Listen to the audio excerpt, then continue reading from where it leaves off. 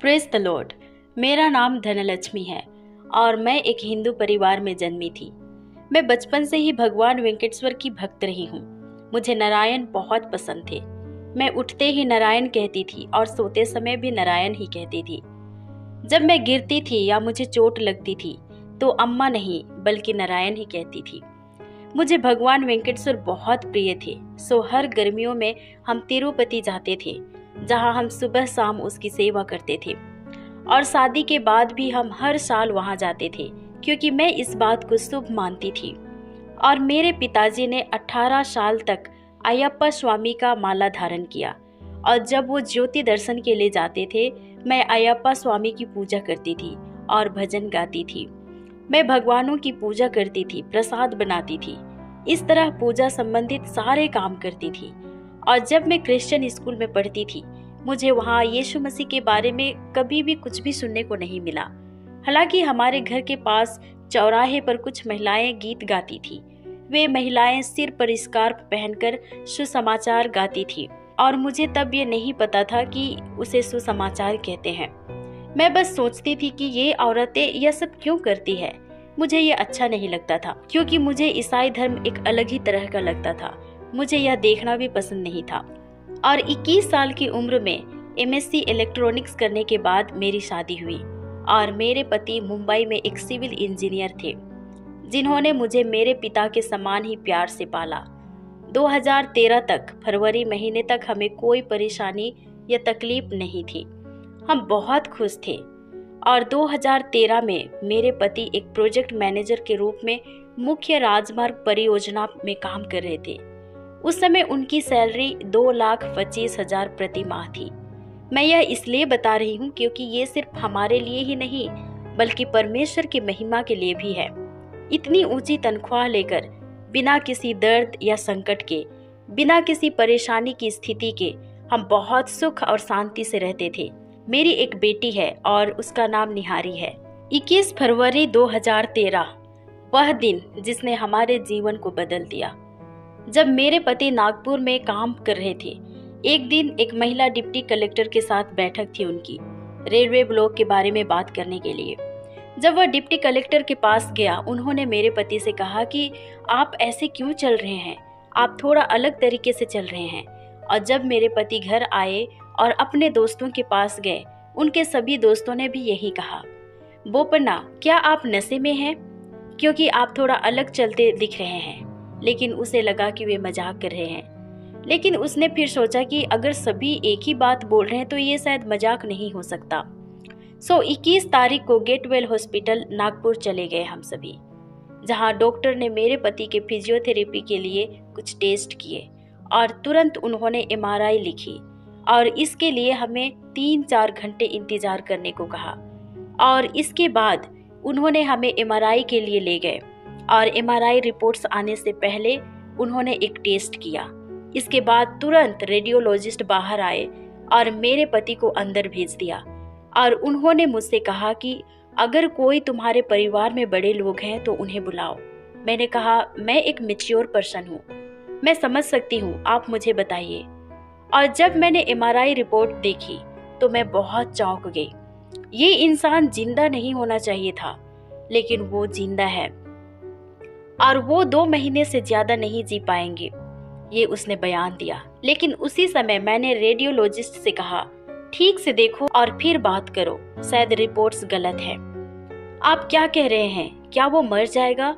मैंने उससे कठोरता से बातें की और मैंने उसे बैठने को कहा और वो मेरे पास बैठ गया और रिपोर्ट्स को दिखाने लगा। उसने कहा कि रिपोर्ट्स पर यह नाम देखो, और अगर अभी भी यकीन नहीं होता तो हम अभी MRI तुम्हारे सामने करवा रहे हैं। ये तुम्हारे पति की ही रिपोर्ट्स है, अब सच्चाई को स्वीकार करो। फिर उसने कहा, अपने परिवार के बड़ों को बुलाओ, हम उनसे बातें करते हैं। और मुझे उस समय कुछ भी समझ में नहीं आ रहा था। सो मैंने पूछा, उसे क्या समस्या है? उसने कहा, उनका दिमाग अस्त व्यस्त है और अगर आपको जानना है कि समस्या क्या है तो आपको बायोप्सी करनी होगी। लेकिन अगर आप वर्तमान स्थिति में बायोप्सी करोगे तो वो हमेशा के लिए लकवाग्रस्त हो जाएंगे, शरीर से और दिमाग से। वो बोल नहीं पाएंगे और हमेशा बिस्तर पर पड़े रहेंगे। ये सुनकर मुझे ऐसा लगा जैसे पूरी दुनिया मेरे लिए खत्म हो गई हो। मैंने कभी नहीं सोचा था कि ऐसा दिन भी मुझे देखना पड़ेगा। सो मैंने अपनी माँ और पिताजी को हमारे पास बुलाया और तुरंत हम उसी डॉक्टर के पास गए और उन्होंने कहा कि अगर आपको कोई शक है तो आप किसी और डॉक्टर के पास जा सकते हैं। लेकिन मैंने डॉक्टर से पूछा कि हमें इन्हें इलाज के लिए कहाँ ले जाना चाहिए, अमेरिका या कहीं और। उन्होंने कहा अगर आप हमें बायोप्सी करने की अनुमति देते हैं तो हम बायोप्सी करेंगे और आपको बताएंगे कि समस्या क्या है। लेकिन मैं बायोप्सी नहीं कराना चाहती थी क्योंकि डॉक्टर ने बताया था कि इस स्थिति में 99.9 लोग पैरालाइज हो जाते हैं और मैं वह नहीं चाहती थी। सो मैंने अनुमति नहीं दी। मेरा एक ही साहस था कि मेरा नारायण मेरा ध्यान रखेगा, नारायण मेरे पति को जिंदा रखेगा। मैंने मन्नत मांगी कि अगर मेरे पति को नारायण ने ठीक की तो मैं उसे उतना ही गुड़ चढ़ाऊंगी जितना मेरे पति का वजन है और मैं तिरुपति की पहाड़ियों पर चढ़ूंगी। मैं गर्भगृह के चारों ओर घूमूंगी, सिर्फ एक दिन नहीं बल्कि 7 दिन तक उसके मंदिर की परिक्रमा करूंगी। सो इस तरह नारायण से मैंने कई मन्नतें मांगी और मुझे लग रहा था कि परेशानी कम हो रही है। लेकिन कुछ दिनों बाद मेरे पति की स्थिति और ज्यादा खराब होने लगी और 20 मार्च को उसका चलना पूरी तरह बदल गया। वह गिर गया और अब वह बिना सहारे नहीं चल पा रहा था और इसके बाद मुझे समझ में नहीं आ रहा था कि क्या करूं। सो मैं एक दिन अपने माता पिता और पति को कार में लेकर अंजनेय स्वामी के मंदिर चली गई, जो कि नागपुर से 80-90 किलोमीटर की दूरी पर है। इसके बाद हम सिद्धि विनायक मंदिर में गए, हम उन्हें वहां भी ले गए। इस तरह हम हर मंदिर में गए और हमने सभी प्रकार के पूजा पाठ किए, लेकिन उनकी हालत और ज्यादा बिगड़ गई और 22 मार्च को मेरे पति अचानक गिर पड़े जिससे उनका सिर फट गया और जब हम उसे हॉस्पिटल लेकर गए उन्होंने मेरे पति को वहां 15 दिनों तक आईसीयू में रखा और इसी दौरान उसे लकवा हो गया। वो बोल नहीं पा रहा था, कुछ देख भी नहीं पा रहा था, उसमें सुनने की शक्ति चली गई थी और वो कुछ भी महसूस नहीं कर पा रहा था। सो एक दिन डॉक्टरों ने मुझे कहा कि यह मर जाएगा, आप सिर्फ पैसा बर्बाद कर रहे हैं, अब आप उसे अपने गांव ले जाइए जहां उसकी शांति से मृत्यु हो जाएगी। और इसके बाद उन्होंने मुझे 3.5 लाख का बिल दिया। मैंने कहा मैं और ज्यादा पैसे खर्च करने के लिए तैयार हूँ, प्लीज उसे जीवित लौटा दो। तब वे बोले ठीक है, हम उसे जीवित ही लौटा रहे हैं, वह अपने गांव में शांति से मर जाएगा, आप उसे यहाँ से ले जाइए। सो इसके बाद मैंने नागपुर से एम्बुलेंस मंगवाई और मैंने एक डॉक्टर हायर किया। हम निकलने के लिए तैयार थे और जब डॉक्टरों ने उसे अस्पताल से डिस्चार्ज किया उन्होंने एक एग्रीमेंट साइन किया। उन्होंने कहा वह गुंटूर तक नहीं पहुंच पाएगा, वह रास्ते में ही मर जाएगा। अगर किसी तरह वह जिंदा गुंटूर पहुंचे उसे सीधे आईसीयू में भर्ती कराना और हमारा उसकी मौत से कोई लेना देना नहीं होगा। लेकिन जब हम गुंटूर पहुंचे तब भी वह जीवित था और जब हम वहां पहुंचे मेरे भाई ने एक प्रेयर मीटिंग का इंतजाम किया जहां वे लोग सिर्फ पवित्र तेल लगाओ, प्रार्थना करो और प्रभु उसे बचाएगा, इस तरह के शब्द कह रहे थे। लेकिन मैंने इसे बेवकूफ़ी समझा। मैंने कहा कि मेरा नारायण मेरे पति को बचाएगा। सो इस तरह ईसाई लोगों की सलाह मुझे पसंद नहीं आई। सो मैंने अपने पति को सुंदर आचार्य जी के हॉस्पिटल में भर्ती कराया और असल में सच्चाई बताऊं तो जान पहचान वालों से ज्यादा वहां अनजान लोग ज्यादा हमारे पास आए जिन्होंने हमें सांत्वना दी, प्रार्थना की और चले गए। एक दिन एक दीदी प्रार्थना के बाद मुझे बाइबल से याकूब की पत्री उसका 5 अध्याय 14 और 15 वचन को दिखाया, जिसमें इस तरह से लिखा हुआ है, यदि तुम में कोई रोगी हो तो कलीसिया के प्रचीनों को बुलाएं और वे प्रभु के नाम से उस पर तेल मलकर उसके लिए प्रार्थना करें और विश्वास की प्रार्थना के द्वारा रोगी बच जाएगा और प्रभु उसको उठाकर खड़ा करेगा और यदि उसने कोई पाप किए हों तो उनकी भी क्षमा हो जाएगी। सो उस दिन मैंने पहली बार बाइबल पढ़ा, लेकिन मेरे अंदर इसके ऊपर विश्वास नहीं था और 1 सप्ताह बाद हॉस्पिटल से हमें छुट्टी दे दी गई और हम उन्हें घर ले आए। हालांकि उनकी हालत पहले की तरह ही थी और उसी शाम को उसकी तबीयत ज्यादा बिगड़ने लगी। मैंने तुरंत हॉस्पिटल ले जाना चाहा, लेकिन मेरे पति ने कहा कि अब मैं नहीं बचूंगा। हॉस्पिटल्स में जाकर लाखों खर्च करने की कोई जरूरत नहीं है और उस दिन मेरी चाची जो कि एक क्रिश्चियन थी वो आई और मेरे पति के लिए प्रार्थना करके चली गई। और इसके बाद जब मेरे पास और कोई विकल्प नहीं था, मैंने यीशु से प्रार्थना की। मैंने कहा, यीशु अगर तुम मेरे पति को ठीक कर देते हो तो मैं मान लूंगी कि तुम भी एक भगवान हो। और इस प्रार्थना के तुरंत बाद बिना किसी देरी के मैं गुंटूर पहुंच गई, अमरावती हॉस्पिटल, जहां डॉक्टर रामधरकनाथ न्यूरो फिजिशियन बोर्ड दिखा। मैं वहां गई और बहुत कोशिश करके उन तक पहुंची और उन्होंने रिपोर्ट्स देखी और पूछा, क्या यह मरीज अभी तक जिंदा है? मैंने कहा, हाँ सर, वो घर पर है। पैसे खत्म हो गए थे इसलिए हॉस्पिटल नहीं आ पा रहे थे, लेकिन मैं आपको जितना भी देना पड़े मैं पैसे दूंगी, प्लीज़ घर आकर उसका इलाज कीजिए। और मैं उससे विनती करने लगी, लेकिन उन्होंने एक ही बात कही, नहीं, यह बहुत अजीब है, यह मरीज को अभी जिंदा नहीं होना चाहिए था। इन रिपोर्ट्स के अनुसार इस इंसान का जीवित रहना असंभव है। मुझे बहुत अजीब लग रहा है और मैं उनके पैरों में गिर पड़ी। मैंने कहा, सर कुछ तो कीजिए प्लीज, मेरे पति को जीवित रखिए। और तब उन्होंने 1 घंटे तक सारी रिपोर्ट्स को ध्यान से देखा और इसके बाद उन्होंने बेनेड्रिल कप सिरप लिख दिया। मुझे समझ में नहीं आया, बेनेड्रिल कप सिरप मात्र 53 रुपये का, वो भी एक न्यूरो पेशेंट के लिए।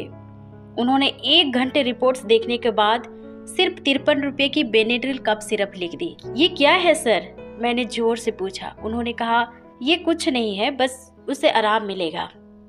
और मैं वहां से चली गई। अब सवाल है कि क्या वह इससे ठीक हो सकते थे? लेकिन सचमुच कुछ दिनों के बाद से मेरे पति को थोड़ी थोड़ी दिखाई देने लगी और वे बोलने लगे, और तब से मैं यीशु मसीह पर थोड़ा बहुत विश्वास करने लगी। और मई 13 को हमारी शादी की सालगिरह के दिन मेरे पति ने कहा, धना, शायद यह हमारे जीवन का आखिरी सालगिरह का दिन होगा, इसलिए तुम अच्छे से तैयार हो जाओ। उस दिन मैं अपने पति के लिए अच्छे से तैयार हुई और इस तरह हम एक अच्छा यादगार पल बनाने की कोशिश करते हैं, लेकिन हम बस हताश थे। और उसी दिन पहली बार बेतेल प्रार्थना मंदिर में मेरी मौसी हम दोनों को बुलाई और हम पहली बार वहां गए। जैसे ही हम अंदर गए, वहां उपवास प्रार्थना चल रही थी। वहां बहुत सारी महिलाएं बैठी थी और रोते हुए प्रार्थना कर रही थी। दरअसल वे सभी मेरे पति के लिए प्रार्थना कर रहे थे। वे कह रहे थे, प्रभु यीशु, श्रीनिवास भाई को बचाइए, श्रीनिवास भाई की रक्षा कीजिए। ये देखकर मुझे आश्चर्य हुआ कि मैं तो उनमें से किसी को भी नहीं जानती और वे मेरे पति के लिए प्रार्थना कर रहे हैं। और मैं रोने लगी। लेकिन थोड़ी बातचीत के बाद मेरे पति ने कहा, धना, तुमने मेरी जिंदगी बर्बाद कर दी है। मैंने पूछा, तुम ऐसा क्यों कह रहे हो? मैंने क्या किया है? उसने कहा कि अगर तुम मुझे नागपुर से यहाँ ना लाई होती तो मैं वहीं ड्यूटी पर मरता और तुम्हें वह नौकरी मिल जाती, और आज तुम ऐसी ना होती, क्योंकि अब ना मेरे पास नौकरी है और ना ही तुम्हारे पास, और जो भी पैसा था सब हॉस्पिटल्स में खर्च हो गए। अब तुम क्या करोगी? तुम सड़क पर आ जाओगी और मैं तो कल मर जाऊंगा, फिर तुम्हारा क्या होगा? उस दिन मैं समझ पाई कि वे कितने ज्यादा दुखी हैं। मैंने अपनी आंटी को इसके बारे में बताया और उसने मुझसे कहा, लक्ष्मी, तुम परमेश्वर से पूछो, वह तुमसे बातें करेगा। मैंने कहा, आंटी, आप भले ही उसके भक्त हो, लेकिन क्या सच में वो तुमसे बातें करता है?